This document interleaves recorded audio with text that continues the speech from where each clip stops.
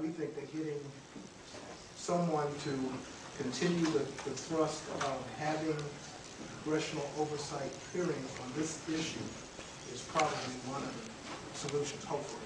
Now, my question, all of us are going to be making a decision in a few weeks and exercising our rights to vote.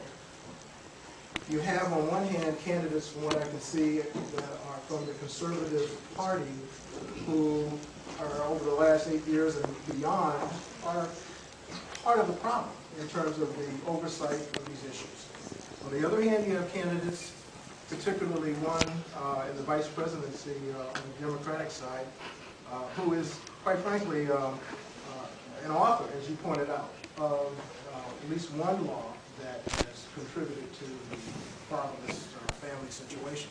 So I guess my question is, Dr. Baskerville, as a political science specialist and as a father and as an author, what would you recommend for us to do, or what would you suggest be the best course of action, inasmuch as it seems both parties, both candidates have less than successful records in those areas? The question, just to repeat it, would NFJ, the National Family Justice Association, has called for congressional oversight hearings into some of these issues. And I think that's an excellent idea. Again, there's this myth that family law is governed as the province of states. It is not. It is governed by uniform codes that are the same in every state, essentially. And even more than that, it is funded by the federal government. The child support system, the child abuse funding, and the domestic violence funding all comes from the federal government. You will not get divorce reform or child custody reform in the states until the federal funding is brought under control and scrutinized. And it is absolutely imperative that Congress do this. There was an executive order under the Clinton administration requiring federal agencies to review all of their policies with the family in mind for its impact on the family. I think they call it a family impact statement. This executive order was repealed by the Clinton administration. I think it's never been reinstated by the Bush administration. It needs to be reinstated. Congress needs to impose it upon itself, because this would require Congress to scrutinize these federal programs, which are having such a destructive impact on families. And Congress just passes the buck on to the states. In fact, to get to your second question about the positions of the presidential candidates on this, Senator McCain missed an opportunity to talk about this. He was confronted at a rally in Iowa, I believe, or in the Midwest. He was asked about this, and he avoided the question by saying this was a matter for states. Well, it's not a matter for states. It's a matter it's driven by federal policies.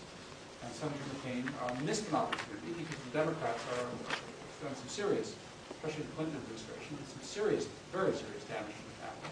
And the Republicans would be benefiting from this. But unfortunately,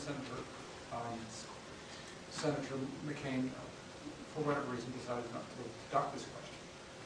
Senator Obama has also been confronted on the campaign trail with these abuses.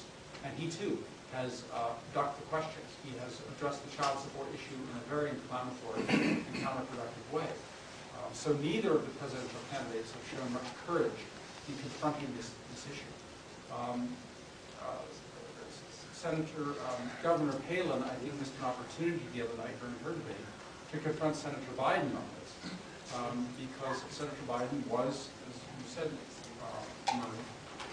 boasting about his role in the Violence Against Women Act. And of the four national candidates in this election, I believe that the most hostile to family well-being in this country is Senator Joe Biden. He is one of the most hostile and destructive senators in the Senate. He boasts that his proudest achievement is the sponsorship of the Violence Against Women Act.